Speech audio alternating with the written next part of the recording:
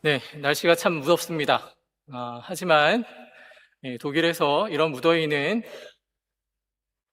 영원히 계속되는 건 아니기 때문에 이 무더위를 즐거운 마음으로 누리시는 여러분이 되셨으면 좋겠습니다. 제가 오늘 성경 본문 요한복음 16장 16절, 17절 말씀을 다시 한번 읽어드리도록 하겠습니다.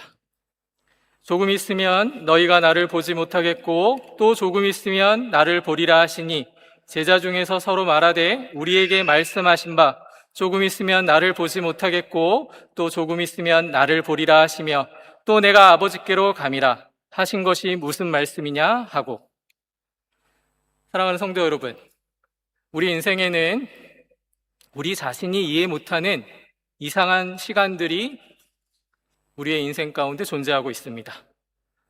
분명히 시간은 지나가고 있는데 이 시간이 멈춘 것처럼 느껴지는 시간이 있다라는 말입니다. 기도는 하고 말씀도 붙들고 예배에도 열심히 참여하는데 나의 인생에는 아무것도 일어나지 않는 것 같습니다. 하나님이 침묵하시는 것 같고 주님이 멀리 계신 것 같은 착각이 자꾸만 듭니다. 믿음으로 걷고 있는데 길은 어두워지는 것 같습니다. 그럴 때 우리는 자주 하나님께 이렇게 마음 깊은 곳에서부터 외치곤 합니다. 주님, 언제까지입니까? 주님, 왜 지금은 내 앞에 보이지 않으십니까? 주님, 정말 주님을 다시 보게 됩니까? 오늘 본문은 제자들도 바로 그러한 질문 앞에 서 있음을 우리에게 보여주고 있습니다. 예수님이 분명히 말씀하십니다. 조금 있으면 너희가 나를 보지 못하겠고 또 조금 있으면 나를 보리라. 이 말씀의 의미를 제자들은 이해하지 못하고 있다라는 것입니다. 그래서 서로 묻습니다. 도대체 조금 있으면 보지 못하고 또 조금 있으면 보리라 하신 말씀이 무슨 뜻인가? 아마 제자들은 말장난과 같이 여겼을 수도 있습니다. 조금 있으면 보지 못하고 또 조금 있으면 보리라 하신 말씀이 무슨 뜻인가? 이 말씀의 의미를 우리는 제대로 잘 알아들어야만 합니다. 우리는 제자는 아닙니다. 그러나 이미 말씀이 완성된 상태로 보기 때문에 우리는 이 말씀의 의미를 단 하나도 떨어뜨리지 아니하고 제대로 이해해야만 하는 것입니다. 예수님을 사랑하고 예수님의 길을 따라간 제자들이지만 예수님의 이런 말씀은 전혀 그들에게 은혜가 되지 못했습니다. 우리의 인생이 그렇다라는 생각을 자주 가집니다. 예수님을 믿습니다. 주님을 믿습니다. 주님을 사랑합니다. 그러나 주님의 길을 다 이해하지는 못하고 있다는 것입니다. 오늘 말씀은 그런 우리에게 주시는 놀라우신 하나님의 약속입니다. 주님이 보이지 않는 시간이 우리 인생 가운데에는 종종 우리 앞을 가로막고 있습니다. 그러나 그 시간이 주님의 부재도 아니요 하나님이 침묵하시는 시간도 아니고 그리고 하나님이 우리를 포기하는 시간이 아님을 오늘 주어진 이 말씀에서 여러분들이 제대로 깨달아 아시는 시간이 되시기를 다시 한번 여러분들 앞에서 말씀을 구합니다. 성도는 잠시 보이지 않는 시간 속에서 주님의 약속을 붙드는 사람임을 오늘 본문에서 발견하시기를 바랍니다. 예수님이 말씀하십니다. 말장난 같지만 조금 있으면 너희가 나를 보지 못하겠고.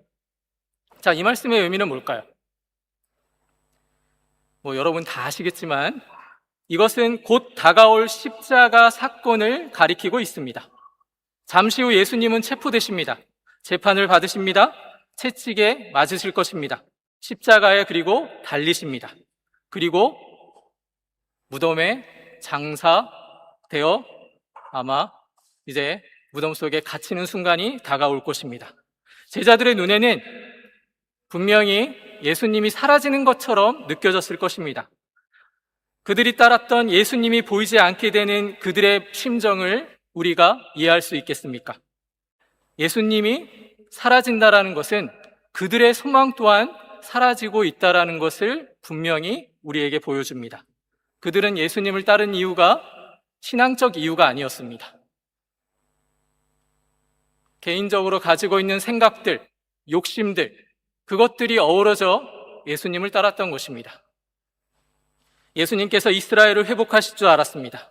하나님의 나라를 영광스럽게 드러내어 자신들도 그 하나님의 영광에 참여할 줄 알았던 것이 제자들의 모습이었습니다. 그런데 예수님께서 십자가에 달려 돌아가십니다.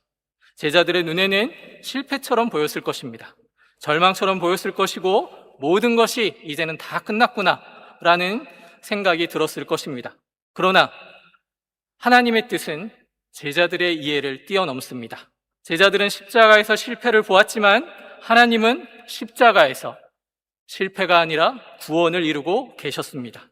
제자들은 예수님을 빼앗겠다고 생각했습니다. 그러나 하나님은 그리스도인들을 세우시기 위해 예수 그리스도를 죄인들 대신에 속죄 제물로 세우고 계셨던 것입니다. 제자들은 모두 끝났다고 생각했습니다. 그러나 하나님은 바로 그 순간에 부활의 아침을 준비하고 계셨습니다. 이게 바로 십자가가 가진 의미입니다. 이게 바로 십자가가 우리에게 주는 은혜입니다. 십자가는 예수님의 패배가 아니라 십자가는 하나님의 구원의 길을 보여주는 명확한 증표라는 것입니다. 사람들은 십자가를 수치로 여깁니다. 당시 십자가는요, 로마가 처형도구로 사용했던 아주 참혹한 죄인들을 처리하는 그러한 도구였던 것입니다. 그러나 이 순간 제자들은 절망하지만 하나님의 자녀들은 그 순간에 오히려 하나님의 은혜를 발견하게 되는 것입니다. 물론 제자들은 십자가 앞에서 절망했습니다. 그러나 하나님은 그 십자가에서 바로 죄인을 살리고 계셨던 것입니다. 그렇다면 그 죄인이 뭡니까? 그 죄인이 누굽니까? 바로 지금 우리가 하나님의 말씀을 듣는 여러분들과 이 자리에 함께하고 있는 하나님의 자녀들을 지금 하나님께서 살리고 계시는 것입니다. 우리가 받아야 할 진노를 주님께서 받으셨습니다. 우리가 갚을 수 없는 죄값을 주님께서 대신 지급해 주신 것입니다. 우리가 설 수 없는 하나님 앞에 주님께서 자기의 피로 그 길을 열고 계신 것이 바로 이 순간 본문에서 이야기하는 십자가 사건입니다. 그러므로 너희가 나를 보지 못하겠고라는 말씀은 예수님의 절망의 선언이 아닙니다. 그 말씀은 십자가를 통과해야 열리는 구원의 길을 우리에게 명확하게 보여주고 있는 생명의 말씀이라는 것입니다. 여러분, 우리 삶에는 주님이 보이지 않는 것과 같은 그러한 순간, 그러한 시간이 있습니다. 기도했는데 응답이 없습니다. 문제를 맡겼는데 상황은 그대로입니다. 믿음으로 순종했는데 길은 더 어려운 것 같습니다. 그때 우리는 쉽게 말하죠. 도대체 하나님 어디 계십니까? 하나님이 나를 잊으셨나? 주님이 나를 떠나셨나? 내 기도는 아무 소용이 없는 것인가? 그러나 십자가는 우리에게 이렇게 이야기합니다. 보이지 않는다고 하나님이 함께 하시지 않는 것이 아니다. 그 사실을 우리에게 보여주고 있다는 것입니다. 우리를 기다리게 하신다라고 하나님이 우리를 버리시지 않았다라는 것을 여러분은 아셔야만 합니다. 제자들이 가장 절망했던 그 순간에 우리는 알 수 없는, 사람들은 알 수 없는 그러한 엄청난 구원의 위대한 사역을 하나님께서는 진행해 가셨던 것입니다. 우리 기독교 신앙에는 요일의 개념이 특별하게 우리에게 제시될 때가 많습니다. 여러분, 주일의 시작이 언제입니까? 한 주간의 시작이 언제입니까? 이런 질문을 여러분이 받으신다면 여러분은 어떻게 답하시겠습니까? 저도 어렸을 때부터 모든 시작은, 한 주간의 시작은 월요일부터 시작된다라고 생각했던 사람입니다. 그런데 그것이 사람들의 약속으로 이루어졌다라는 것을 전혀 알지 못했습니다. ISO는 아닙니다. ISO라는 국제문화 그 기구에서 월요일이 그냥 문화적으로, 관례적으로 한 주간의 시작임을 약속했던 것입니다. 그러나 여러분, 하나님을 믿는 자녀들에게는 한 주간의 시작은 월요일이 아닙니다. 바로 오늘입니다. 안식 후 첫날, 부활의 날입니다. 그래서 우리가 주일날 예배를 드리고 있는 것입니다. 금요일은 성금요일이라고 해서 예수님의 죽음을 기리는 날로 우리가 그렇게 알고 있습니다. 그리고 주일은 부활의 날이기 때문에 우리가 주일을 잘 지키고 있죠. 그럼 토요일은 어떤 날입니까? 토요일은 하나님의 창조, 사역이 쉬는 안식일이었습니다. 이 사실이 중요하죠. 예수님은 금요일에 십자가에 달리셨습니다. 그리고 다 이루었다라는 구원의 일을 완성하셨음을 우리에게 선포하셨습니다. 죄의 값을 담당하셨다라는 얘기입니다. 그러면서 하나님의 공의를 만족시키셨습니다. 자기 백성을 위한 구속의 일을 이루신 것입니다. 그리고 안식일에 예수님은 무덤에 계셨습니다. 사람들의 눈에는 아무것도 하지 않는 안식일날 예수님도 그냥 무덤에 계신 줄 알고 있습니다. 그래서 제자들은 두려워 숨었습니다. 여인들은 슬픔 가운데 울고 있었습니다. 세상은 예수님이 끝났다라고 생각했던 것입니다. 그러나 성경의 눈으로 보면, 성경의 시각으로 보면 그 토요일은 단순한 침묵의 날도 아니요, 그냥 안식일을 지키는 안식일의 날의 개념이 아니었습니다. 예수님은 멈추신 것 같아 보이지만 그 날에 엄청난 구원의 역사를 이루고 계셨던 것입니다. 창조의 역사에서 하나님은 엿새 동안 창조하시고 일곱째 날에 안식하셨습니다. 구원의 역사에서도 예수님은 분명히 십자가에서 다 이루었다라고 말씀하시면서 안식일에 무덤에 계셨습니다. 그러므로 토요일은 아무 일도 일어나지 않는 날이라고 사람들은 생각할 수 있습니다. 하나님의 구원이 실패했다라고 생각하는 사람들도 있었을 것입니다. 그러나 그 토요일 하나님은 구원의 놀라운 하나님의 큰일을 진행해 가셨던 것입니다. 하나님의 시간표 안에서는 부활의 아침이 준비되고 있었다라는 것입니다. 하나님은 단 한순간도 쉬지 않는 우리의 하나님 되심을 우리는 기억해야 합니다. 그래서 성도는 옛 안식일에 머무는 것이 아니라 부활하신 주님 안에서 주일을 맞이하게 되는 것입니다. 주일은 십자가에서 완성된 구원이 부활로 드러낸 날입니다. 그래서 성도의 믿음은 금요일에 십자가만 바라보는 믿음이 아니라 바로 지금 시작된 하나님의 구원의 역사에 참여하는 놀라운 비밀을 안고 있는 것입니다. 우리가 주일날 예배드리는 이유가 여기에 있습니다. 하나님의 구원에 우리가 그 구원의 증표로서 우리의 삶을 드러내고 있다는 것입니다. 안식일의 기다림 속에서도 하나님의 약속을 붙드는 믿음이야말로 하나님이 우리에게 주신 선물이라는 것입니다. 그리고 주일의 부활을 바라보며 다시 일어설 수 있게 되는 게 바로 하나님의 자녀가 가지는 긍지라는 것입니다. 우리 삶에는 마치 금요일과 같이 예수님이 죽으신 것 같은 날이 있을 수 있습니다. 고난도 크고 상처도 크고 모든 것이 끝난 것처럼 여겨지는 날이 있다라는 것입니다. 그리고 우리의 삶에는 토요일과 같은 날도 있습니다. 기도에도 응답이 없는 것 같고 하나님이 침묵하시는 것 같고 아무 변화도 보이지 않는 그러한 날들이 있다라는 것입니다. 그러나 여러분 기억하십시오. 토요일은 끝이 아닙니다. 토요일은 버려진 시간도 아니요, 예수님이 무덤에서 쉬신 시간이 아니라는 것입니다. 토요일은 부활을 기다리는 안식의 시간입니다. 성도는 그렇기 때문에 그 시간에 절망으로 무너지는 사람들이 아닙니다. 성도는 하나님의 약속 안에서 기다리는 사람들이라는 것입니다. 성도는 닫힌 무덤 안에서도 주님의 말씀을 붙드는 사람들임을 기억하십시오. 우리가 성경을 보면서 이러한 시간들을 경험한 우리 믿음의 선진들을 많이 발견합니다. 요셉도 그랬습니다. 구약 성경에 보면 요셉의 인생을 한번 보십시오. 요셉은 하나님께 주신 꿈을 어렸을 때 이미 본 자입니다. 그러나 그의 인생은 어느 날 갑자기 만들어지지 않았습니다. 형들에게 미움을 받았습니다. 이집트에 팔려가고 그리고 보디발의 집에서 억울한 누명을 쓰고 감옥에 갇혔습니다. 하나님의 꿈을 받은 사람인데 현실은 감옥이었던 것입니다. 하나님의 약속을 받은 사람인데 눈앞의 길은 막힌 길뿐입니다. 요셉에게도 안식일 같은 기다림의 시간이 존재하고 있었던 것입니다. 하나님의 계획은 있었지만 요셉은 그 계획을 알 수가 없었던 것입니다. 그러나 하나님은 요셉을 잊지 아니하시고 그 감옥의 시간도 하나님의 손안에 하나님의 은혜로 준비하는 시간으로 주신 은혜의 시간이었다라는 것을 우리가 결과적으로 알지 않습니까?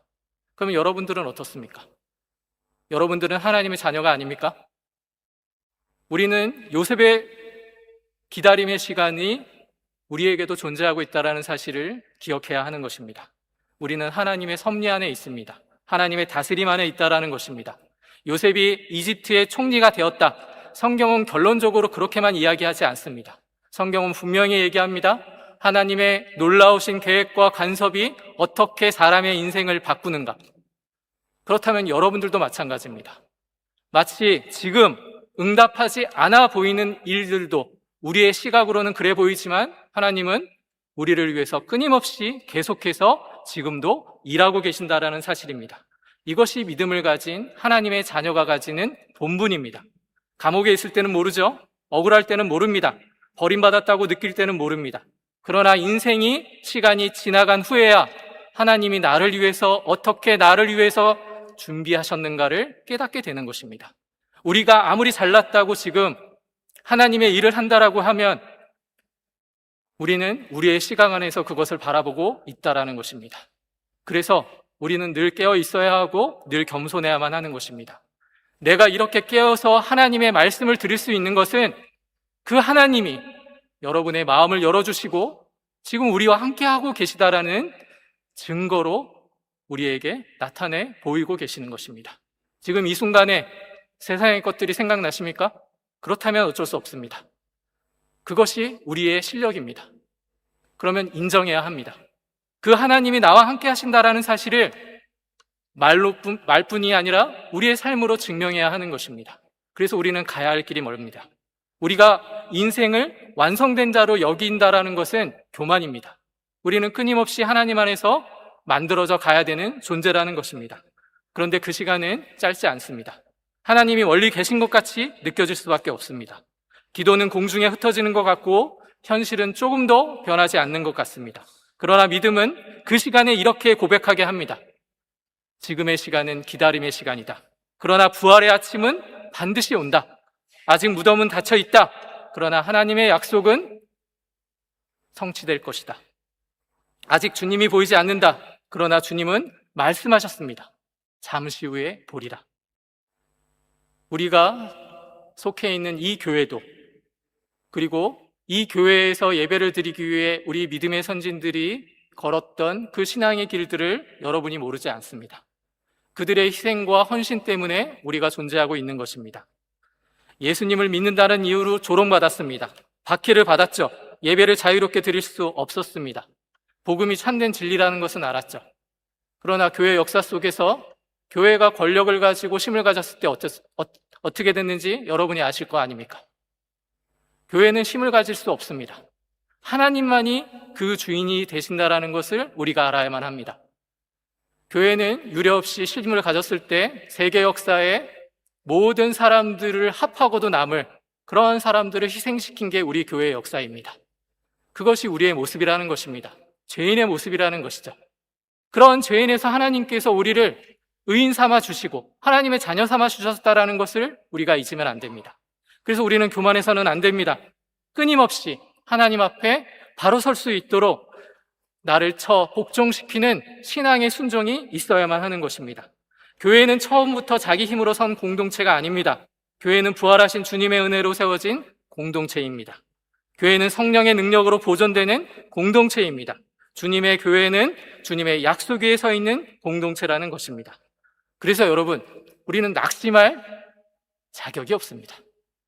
교회는 금요일만 보는 공동체가 아니라 안식일의 기다림만 바라보는 공동체가 아니라 바로 부활한 예수 그리스도가 부활한 주님의 부활에 참여하는 공동체라는 사실을 여러분이 잊으시면 안 됩니다. 그러한 은혜를 받은 자임을 오늘 예배를 통해서 여러분이 깨닫고 돌아가시기를 바랍니다. 예수님은 그리고 이렇게만 말씀하시지 않았습니다. 조금 있으면 너희가 나를 보지 못하겠고 그냥 거기서 끝냈으면 정말 예수님이 야속하게 보일 수 있었습니다. 그러나 주님은 곧바로 말씀하십니다. 또 조금 있으면 나를 보리라. 예수님은 십자가에 달려 돌아가셨죠. 그러나 부활하셨습니다. 부활의 약속을 제자들에게 하신 것이요 우리들에게 알려주신 것입니다. 십자가가 끝이 아니라는 말씀입니다. 무덤이 결론이 아니라는 것입니다. 안식일의 침묵이 마지막이 아니라는 사실입니다. 제자들은 금요일에 십자가를 보았지만 토요일에 침묵을 넘어 부활에 참여한 자가 되었습니다. 이 모든 것이 그래서 복음이라고 하는 것입니다. 예수님이 부활하셨습니다. 죽음을 이기셨습니다. 죄와 사망의 권세를 깨트리셨습니다. 그리고 제자들에게 다시 나타나셨습니다. 부활하신 주님을 만난 제자들은 그래서 달라지게 된 것입니다. 부활의 신앙을 갖게 되면 성도는 변할 수밖에 없습니다. 겁먹고 두려움에 떨어 죽을까 그렇게 염려하던 제자들의 모습이 어떻게 달라집니까? 두려움에 떨던 모습이 아니라 그들의 생명을 걸고 복음을 전하는 하나님의 사도들이 되었습니다. 그게 바로 우리의 신분이라는 것입니다. 여러분은 그런 부활의 기쁨에 참여한 하나님의 자녀이라는 사실을 명심하기 바랍니다. 그리고 이 모든 것을 완벽하게 하나님이 지금 이루셨고, 그리고 여러분들을 이끌고 계신다라는 사실을 여러분 잊지 않으시기를 바랍니다. 우리가 주님을 찾는 열심보다 주님께서 우리를 찾아오시는 긍휼, 하나님의 사랑이 더 깊다라는 사실입니다. 그래서 성도는, 하나님의 자녀는 절망 속에서 다시 일어설 수 있습니다. 부활하신 주님께서 자기 백성을 끝까지 찾아오시고 있기 때문에 그렇습니다. 그러므로 기다림의 시간을 이렇게 살아가시기를 권면의 말씀으로 드리겠습니다. 첫 번째, 서둘러 결론을 내리지 마십시오. 금요일만 보고 인생을 판단하지 마십시오. 무덤만 보고 하나님의 사랑을 의지하지 마십시오. 침묵만 보고 주님이 떠나셨다라고 생각하지 마시기를 부탁드립니다. 그리고 두 번째로 하나님의 말씀을 붙드시기 바랍니다. 사람의 감정은 흔들릴 수밖에 없습니다. 상황도 변하고 사람의 말도 변하고 상황과 여건은 변하게 되어 있습니다. 그러나 하나님의 말씀은 변하지 않습니다. 하나님의 말씀은 끝까지 우리를 기다리고 계신다라는 것입니다. 여러분이 과연 무엇을 의지하며 살아가는지를 돌아보시기 바랍니다. 마지막으로 세 번째, 함께 예배하십시오. 예배한다라는 것은 이 예배의 공간에 그냥 이 예배의 의식만 잘 지키고 끝내라는 것이 아닙니다. 하나님께 영광을 돌리셨으면 이제 삶으로 돌아가서 하나님의 자녀답게 살아가라는 말씀입니다. 함께 말씀을 듣고 함께 기도하고 함께 찬송할 수 있도록 주님께서 여러분에게 은혜를 허락하신 줄 믿으시기 바랍니다. 그게 바로 우리에게 허락하신 하나님의 은혜라는 사실입니다. 사랑하는 성도 여러분, 조금 있으면 너희가 나를 보지 못하겠고 또 조금 있으면 나를 보리라. 이 말씀을 기억해 주시기 바랍니다. 이 모든 것을 하나님께서 홀로 감당해 나가셨습니다. 우리가 하는 것은, 우리가 해야 하는 것은 그 말씀에 순종해서 따라가기만 하면 되는 것입니다. 여러분, 누구를 따라가실 겁니까? 세상의 어떤 저명한 정치가를 따라가시겠습니까? 사람들을 따라가시겠습니까? 그 끝은 명확합니다. 사람을 따라가면 사람의 인생의 한계를 맛보게 되실 겁니다. 그러나 살아계신 하나님을 따라가시면 그 영생의 끝에 축복이 있다는 것을 기억하시기 바랍니다. 우리의 성도의 인생은 그래서 축복받은 존재임을 기억하시기 바랍니다. 우리는 하나님을 따라가는 하나님의 자녀이지 세상을 따라가는 사단의 존재가 아님을 기억하시면서 끝까지 하나님 말씀에 붙잡힘 당한 그 인생을 기쁘시게 살아가시는 하나님의 자녀 되시기를 주님의 이름으로 축원합니다. 기도하겠습니다.